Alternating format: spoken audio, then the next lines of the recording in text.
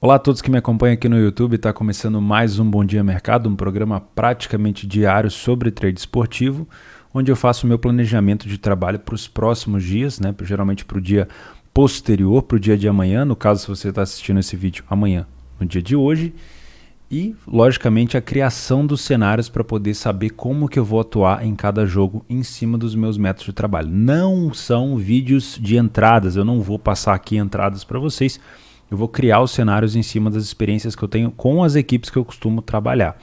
Beleza? Hoje, mais uma vez, assim como no dia de ontem, terça-feira, Liga dos Campeões, Bundesliga 2 ali perdida no meio e Libertadores da América. Tem algumas informações importantes aqui na Libertadores que podem mudar alguns cenários. Beleza? Estou gravando esse vídeo ainda na noite de terça-feira, ainda não começou a Libertadores, para não deixar também para gravar muito tarde. O jogo do Chelsea e o jogo do Real Madrid acabou agora. Foi um jogo que cumpriu mais ou menos as expectativas que eu esperava de um jogo ruim. No cenário total, no cenário dos 90 minutos, foi um jogo muito ruim. Mas os primeiros 35 minutos deu até uma entrada em mercado de gols ali para os meus métodos, né? A primeira leitura deu para trabalhar, na minha opinião, ler o Real Madrid. O Chelsea começou muito melhor. Deu para pegar aquele gol do Pulisic. E depois o Real Madrid foi para cima, abriu espaço, eu trabalhei o mercado de gols e depois o jogo morreu com força, né? Até usei um pouco do lucro do Match Odds para buscar alguma bola parada aqui, outra ali, mas foi um jogo muito, muito fraco, tá? Real Madrid confirmou a dificuldade que tem de propor jogo e o Chelsea confirmou o conforto que tem em defender e às vezes, por conta de ter marcado fora de casa, colocou o regulamento debaixo do braço e não fez nada para tentar ganhar o jogo, tá? Então vamos falar do dia de hoje. Beleza? Ontem também tivemos o confronto do Kiel contra o Nuremberg. Eu não consegui fazer, não estava dentro do meu horário, mas parece que foi um jogo onde o Nuremberg até que jogou bem, mas foi um jogo fraco. Eu estava com essa impressão de que o Kiel poderia se complicar dependendo do adversário se o Nuremberg não quisesse aproveitar tantos espaços, mas como eu não vi o jogo, eu não posso afirmar. Beleza? Então vamos falar um pouco, já aproveitando a onda de Bundes 2, Sandhausen contra Greuther Fürth. Sandhausen venceu o time do Hannover, que é um excelente time de transição, de contra-ataque, um excelente time ofensivo, de virada. De virada uma revirada, né? Saiu na frente 1-0, tomou 2-1, aí virou para 3-2 e fez o 4-2. O time do Sandhausen, eu venho falando para vocês que é um time que não merecia estar na zona de rebaixamento, ele já conseguiu colocar um pouco da cabecinha ali para fora. Vamos ver se vai conseguir de fato escapar. Eu acho que o Sandhausen é muito mais time que o Regensburg, por exemplo, que o Aue, né? Tem muito a dar, só que o Sandhausen não fez um bom começo de campeonato e agora está pagando por isso, tá? O grande problema aqui do Sandhausen é o próximo time para ele poder passar, que é o Regensburg, tem 4 jogos de diferença, né? No caso, tem 4 pontos de diferença, então é mais complicado. Só que o Sandhausen, assim como o Kiel, tem jogos a menos. Enquanto o Braunschweig, Osnabrück e Kickers, que são os últimos colocados, tem 31 jogos, o Sandhausen tem 29. Então ainda tem 2 jogos para tentar dar uma respirada. Beleza? O Greuther Fürth continua na sua caminhada em busca da primeira divisão, depois de muito bater na trave, depois de muito tentar. Em algumas temporadas ia bem, nas outras ia muito mal na parte ofensiva. Sempre foi um bom time de contra-ataque, sempre foi um time muito bom para alavancagem, para quem gosta de trabalhar, e essa temporada vem sendo um dos melhores ataques da competição. Porém, não dá para brincar com o Sandhausen. Eu desconsidero e não gosto dessa cotação baixa aqui do Greuther Fürth, assim como quase todas as odds baixas da Bundes 2 para baixo de 1,70, 1,80, eu sempre acho odds exageradas porque são competições que não permitem essa superioridade toda. Mesmo quando um Hamburgo da vida pega um Kickers, às vezes tem dificuldade, as defesas se posicionam mal, o time consegue aproveitar bem os espaços, tem muito erro na saída de bola. Então essas cotações mais baixas, mesmo você vendo aqui um time na segunda colocação contra um time quase em zona de rebaixamento, se você nunca fez Bundes 2, toma muito cuidado, né? Tanto é que eu estou dizendo aqui que é muito provável que o Greuther Fürth passe muita dificuldade com o Sandhausen. Por quê? Porque é um time que sabe contra-atacar. Então, se por acaso o Sandhausen sair na frente do placar, como o Fürth precisa, eu tenho um Sandhausen contra-atacando muito bem. Se por acaso o Fürth sair na frente do placar, como o Sandhausen precisa muito também, eu vou ter um Fürth tendo espaço para poder contra-atacar. Então, na minha opinião, assim como o Darmstadt e Bochum, esse jogo é um jogo muito bom para o mercado de gols e não é bom para essa odd baixa do Match Odds. Então, se você pensa em trabalhar Beck e Grottenfurt aqui, toma muito cuidado com isso, beleza? Lembre que os dois têm necessidade de buscar essa vitória. Na Liga dos Campeões, tem esse confronto incrível aqui que eu estava doido para ver. Há muitos anos eu torço para que PSG ou City ganhem a Liga dos Campeões. Eu acho que eles já estão começando realmente a ficar prontos, né? O Pep Guardiola bateu na trave várias vezes com o City. Tudo bem que às vezes faz umas modificações difíceis de se entender. Parece um cara que às vezes no mata-mata, em jogo decisivo, quer aparecer mais do que o próprio time. Nada contra, gosto demais do Pep. Mas o City tinha carregado durante as últimas competições contra Mônaco, contra Tottenham, contra Lyon, eliminações contra não favoritos, né? E aí pegou o Dortmund e quase no primeiro jogo ali deu uma entregada, mas foi lá, buscou e no segundo jogo conseguiu concluir a sua classificação e agora, pela primeira vez, pega um grande favorito ao título, que é o PSG, que eliminou o Bayern, que era talvez o mais favorito de todos, né? E vai ter uma cotação de 2,20 de favorito, mais ou menos ali fora de casa. Eu acho essa cotação do City um pouco baixa demais. Eu acredito que esse jogo ele tinha que ser um pouco mais parelho, mas eu não vou me atentar a esse jogo a Match Odds porque eu acho muito difícil a gente ter um comportamento tranquilo para trabalhar Match Odds.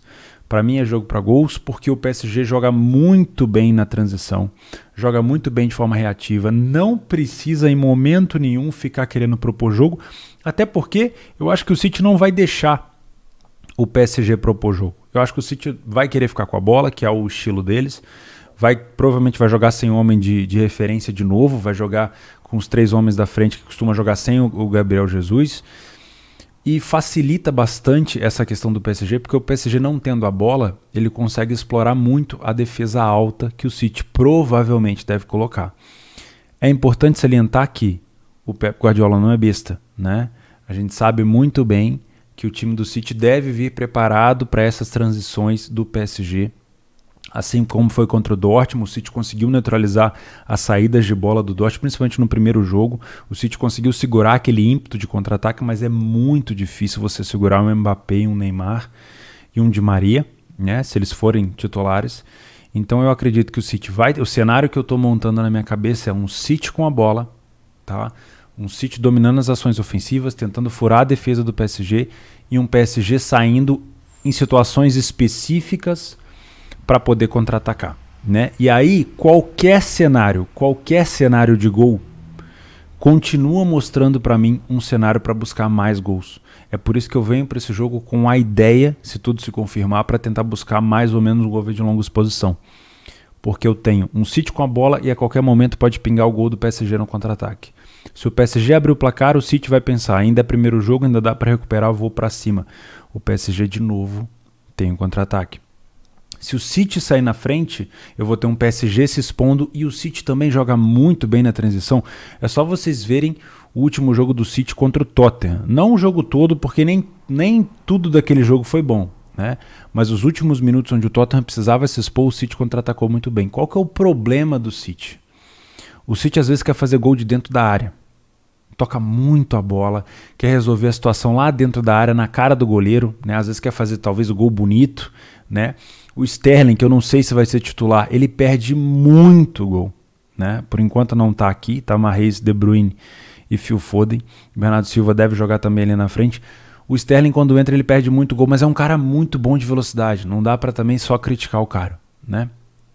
Então eu não tô nem cogitando trabalhar em Match Odds aqui, porque eu sou um cara que não gosta de correr tantos riscos, tá? Eu gosto de correr risco quando eu tenho lucro e eu sei que a situação é difícil de acontecer, mas que existe uma possibilidade dela acontecer e eu estou disposto a correr aquele risco de perder pouco, que é a situação de alavancagem. Agora, eu não gosto de, por exemplo, colocar uma stake cheia em risco nesse jogo aqui para tomar um gol de contra-ataque, porque pode acontecer, né?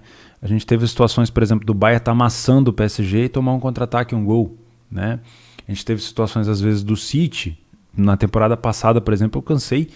Foram pelo menos 3 gols que eu devo ter tomado a favor do City, ele estando muito bem tomando um contra-ataque e um gol. Então eu não quero me expor no match odds para esse jogo, é uma escolha minha. Eu acho muito difícil a gente ter um cenário totalmente de um time, o PSG anulando completamente o City, ou o City anulando completamente o PSG. Eu acho que vai ser sempre um jogo onde o risco do contra-ataque vai ser eminente, né? Então eu prefiro me direcionar para o mercado de gols. Obviamente que o mercado já vai estar esperando por isso. Então, para eu poder me expor no mercado de gols, eu tenho que ter cotação justa para os meus métodos. Lembre-se que não é só a vontade de trabalhar. Eu preciso ter um cenário ideal para que os meus métodos se encaixem. A leitura tem que estar batendo, mas a questão da cotação também tem que estar batendo. Eu não posso entrar com uma odd mais baixa, porque senão a minha taxa de acerto, eu pego a minha taxa de acerto não vai me dar uma odd tão baixa assim, ela vai me exigir uma odd mais alta. E aí quando eu for calcular o meu retorno no final do mês, eu vou estar com prejuízo, porque eu estou trabalhando odds mais baixas, né? E quando eu tiver prejuízo, eu vou perder cheio, e quando eu ganhar, eu vou ganhar pouco. Então eu tenho que respeitar as minhas odds de método, as minhas odds de metodologias validadas. Então quando eu falo para vocês lá no meu Telegram, o link do meu Telegram está aqui embaixo, que está cheirando a gol, não necessariamente eu estou dentro do mercado. Às vezes eu estou te alertando que, na minha visão, aquele jogo já tem espaços para gols, porque eu não trabalho com finalização, trabalho com espaços. Às vezes eu vou falar que está cheirando gol, mas vou olhar para o mercado e vou falar, peraí, está cheirando gol, mas ainda não deu a odd para o meu método, então eu vou ficar de fora. Entendeu? Então não considerem aquilo lá que eu coloco no Telegram para vocês, que é o famoso cheira gol, como entrada. Porque eu tenho que respeitar, eu principalmente, tenho que respeitar os meus métodos, tá? Mas para mim, é jogo para gols, é jogo, na minha opinião, para ambas as equipes marcarem nesse jogo. E se você não tem conta na Betfair, que é a minha parceira neste programa, o primeiro link na descrição desse vídeo vai ser uma cotação especial chamada de super cotação para esse confronto de PSG e Manchester City. A Betfair está oferecendo, nesse momento, a odd do PSG está 3,20. Do Manchester City está 2,10. A Betfair está oferecendo uma odd de 40 para o PSG ganhar do City e uma odd de 30 para o City ganhar do PSG. Então, obviamente, a aposta máxima é R$10, né? Você tem que ler os termos de uso que está lá na página da promoção, mas se você tem interesse de saber um pouco mais e de abrir a sua conta na Betfair, que é a maior exchange do mundo, utiliza essas super cotações que você vai começar, logicamente, se bater com uma grana bem legal. Beleza? Então, para mim, jogo para gols. Cadê o meu Notion aqui para eu já escrever essas coisas para vocês não me cobrarem? Cadê? Vou trazer para cá, ó. Aqui. Peraí. Acho que assim fica mais fácil, ó. Tinha colocado Real Madrid e Chelsea, coloquei vários asteriscos aqui que eu achava que esse jogo ia ser bosta, com cara de 0-0, acabou que ficou 1-1. E até peguei o Leo Real Madrid, o Nuremberg e Kiel também, coloquei um asterisco por conta do Nuremberg, o LDU e Vélez não aconteceu ainda, não sei, né? E aqui o times que pode se complicar, o Kiel realmente se complicou. Vamos lá. Mercado de gols. Como é que é o jogo de hoje? Isso. É o Fürth contra o Sandhausen. Depois nós temos, obviamente, o PSG contra o City. Aí, vamos voltar para cá para Libertadores da América. Jogo do Nacional com o Atlético Nacional, devo evitar fazer. Na minha opinião, não são times que eu tenho acompanhado, então eu prefiro ficar de fora. Vou desmarcar aqui como favorito. Cerro Porteño e La Guaira, grupo do Galo, também prefiro ficar de fora. Defensa e Justiça. O Defensa teve muita oportunidade para fazer o segundo gol para cima do Del Valle, não conseguiu. E o Universitário chegou a estar 2-2 com o Palmeiras e perdeu o jogo no final. O Universitário precisa demais ir para cima, o Defensa também, porque é um grupo muito difícil. Palmeiras e Independente Del Valle se enfrentam hoje, terça-feira, né? Estou gravando esse vídeo. É bem provável que, se o Universitário se soltar, o Defensa deve ter espaço para ganhar esse jogo, mas com essa cotação de 1,20 eu também não trabalho. E o Independente Santa Fé, a informação interessante nesse jogo é o seguinte: esse jogo ia ser em Bogotá, né?